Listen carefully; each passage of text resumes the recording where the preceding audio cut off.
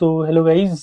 मैं अभी अपने लैपटॉप में गॉड फॉर 3 खेलने की कोशिश कर रहा था। तो उसके लिए बहुत रिसर्च करने के बाद मुझे पता चला कि एक सॉफ्टवेयर आता है RPCX3। तो उसका इंस्टॉलेशन प्रोसेस इस वीडियो में इस बंदे ने IGORL-एमुलेशन गाइड्स इस बंदे ने बहुत अच्छे से बताया है। बट ये इंग्लिश में है तो जिनको हिंदी में चाहिए उनके लिए मैं डब कर देता हूँ। डब तो नहीं करता, बेसिकली स्टेप्स बता देता हूँ। तो सबसे पहले हमें जाना होता है RPCX3 की वेबसाइट में। तो हम जाते हैं RPCSX3, जो कि गलत स्पेलिंग है, पर कोई नहीं, इसने मेरे को सही लिंक पे लाके छोड़ दिया है। तो ये पेज खुलता है, इसमें कुछ आता भी है कि कोई कॉपी मतलब पायरेसी तो नहीं करोगे, वो सब स्टार्टिंग में आता है। मैंने उसमें ऑलरेडी यस कर लिया तो मेरे उसमें नहीं आया। फिर मैं यहाँ नैव बार में हाई डाउनलोड पे गया और नीचे स्क्रॉल करके डाउनलोड फॉर विंडोज 64X कर दिया और इसको इंस्टॉल कर लिया था मैंने। और उसने बताया था कि ये माइक्रोसॉफ्ट विजुअल C++ 2015 जो है, ये भी काफ़ी इंपॉर्टेंट सॉफ्टवेयर है। जिनको पुराने विंडोज 10 है जिनके पास, शायद उनको इसकी ज़रूरत पड़ेगी, या विंडोज 11 वालों को भी पड़ सकती है अगर उन्होंने पहले कोई गेम इंस्टॉल नहीं करा अपने सिस्टम में। तो इसको भी डाउनलोड करके इंस्टॉल कर लेना। इसको डाउनलोड करके इंस्टॉल करोगे तो वो दिखाएगा मॉडिफाई। तो मतलब तुम्हारे पास पहले से है तो इसको मॉडिफाई करने की ज़रूरत नहीं पड़ेगी, इसको डिलीट कर देना अगर ऐसा कुछ दिखाता है तो। और फिर वापस आते हैं वीडियो में। इसने अपनी वीडियो के नीचे ही लिंक में ये सारे इंपॉर्टेंट सॉफ्टवेयर डाल दिए। विंडोज 7 जिप, जिनका विंडोज 10 या पुराने हैं उनके लिए है ये सब लिंक मैं भी यहीं से कॉपी करके अपनी वीडियो के डिस्क्रिप्शन में पेस्ट कर दूंगा। डिस्क्रिप्शन या फिर कमेंट्स में, इसने बोला था डिस्क्रिप्शन में पर वो कमेंट्स में मिले मुझे। और फिर फर्मवेयर जो कि बहुत इंपॉर्टेंट चीज़ होती है, उसको उसके लिए तो ये लिंक है। बट अगर आपको लिंक से नहीं जाना तो आप डायरेक्टली जा सकते हैं PlayStation.com की वेबसाइट पे। PlayStation PlayStation PlayStation. और फिर यहाँ पर आप जा सकते हैं सपोर्ट। सपोर्ट के बाद हार्डवेयर और कंसोल्स। फिर यहाँ कंसोल से PS3, और PS3 के बाद क्या था भाई, ये था system software update using computer. फिर ये आपको यहाँ पर से रिडायरेक्ट करेगा। फिर यहाँ पर बहुत सारे ऑप्शन आएंगे, आपको करना है how to reinstall PS3 in system, नहीं री इंस्टॉल नहीं, sorry, how to update PS3 system software. तो आपको यहाँ जाना है और इस पर क्लिक करना है। क्लिक करोगे तो डाउनलोड नहीं करेगा, तो इसको ऐसे करके कॉपी करना है, यहाँ से राइट क्लिक करके कॉपी लिंक एड्रेस और कहीं दूसरे टैब में पेस्ट करना। मैं इसी में कर रहा हूँ। तो ये पेस्ट करने से डाउनलोड होने लग जाता है। तो मेरे उसमें कीप दिखा रहा था, मैंने कीप किया तो ये डाउनलोड हो गया। PUP वाली फाइल होगी, PS3 अपडेट PUP वाली फाइल होगी। तो ये आप कीप करें ना, मैंने तो पहले इंस्टॉल कर लिया है। और फिर आपका फिर आप जाएंगे जहाँ भी आपको ये पेस्ट करना है। मैंने C ड्राइव में गेम्स करके फोल्डर बना रखा है। तो यहाँ पर RPCSX3 जो जिप फाइल में आएगा उसको एक्सट्रैक्ट करना है। फिर नीचे से यहाँ से लॉन्च करके यहाँ जाना है फाइल में और फिर इंस्टॉल फर्मवेयर। और फिर जहाँ पर भी आपने वो PUP वाली फाइल डाली होगी, मैंने इसी फोल्डर में डाल दी थी तो यहाँ दिखा रहा है, इसको डबल क्लिक या सिंगल क्लिक करके ओपन कर लेना। तो ये रन हो जाएगा। थोड़ा 1-2 मिनट लगते हैं इसको होने में, बैकग्राउंड में होता रहेगा। तो आप, मेरे उसमें फुल स्क्रीन में होने लग गया था वो।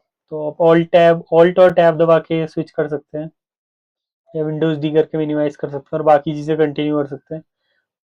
बाकी इस वीडियो में जो मुझे और इम्पोर्टेंट चीज़ लगी वो थी कि जैसे आपको कोई गेम है उसका सीरियल नंबर मिल जाता है आपको, और आपको मिल जाता है कि इसका वर्जन पुराना है, वो यहाँ पर इश्यू दिखाने लग जाएगा अगर यहाँ पर गेम आ जाएगा। अभी मैंने गेम्स नहीं है मेरे पास, मैं डाउनलोड करने की कोशिश कर रहा हूँ अलग अलग वेबसाइट से, तो उसके लिए थोड़ा वेट करना पड़ेगा। तो इस वीडियो में, हाँ ये वीडियो भाई, इस भाई ने बहुत अच्छे से समझाया है कि ये सॉफ्टवेयर है यार, रस्टी PSN करके। तो एक गिटहब में जाके गिटहब में जाके आप इस सॉफ्टवेयर को डाउनलोड कर लो पैच अपडेट करने के लिए, ताकि आपके इसमें कोई गेम्स में कोई बग्स आए या ऐसा कुछ आए तो आप उसको फिक्स कर सकें। तो एक तो ये बताया था उसने, ये वाली फाइल डाउनलोड करनी विंडोज यूजर्स को, और ये भी शायद जिप फाइल ही होगी तो इसको एक्सट्रैक्ट करना होगा। मैंने करी है डाउनलोड तो मैं आपको दिखाई देता हूँ रस्टी पीएसएन, लेकिन मैंने एक्सट्रैक्ट नहीं करा क्योंकि मेरे पास गेम है नहीं अपडेट करने के लिए या पैच करने के लिए।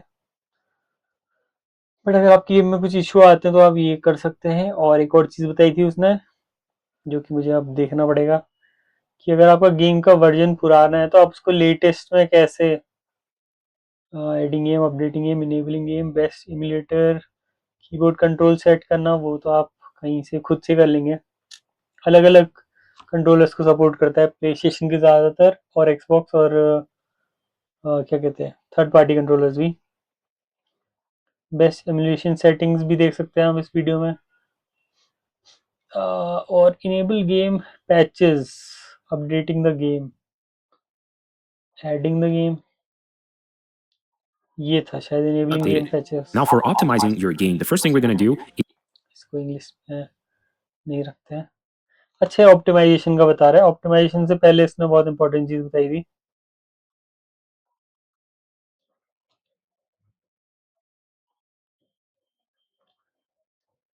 कि इस सॉफ्टवेयर को चलाते कैसे, जो R S T P S N वाला है।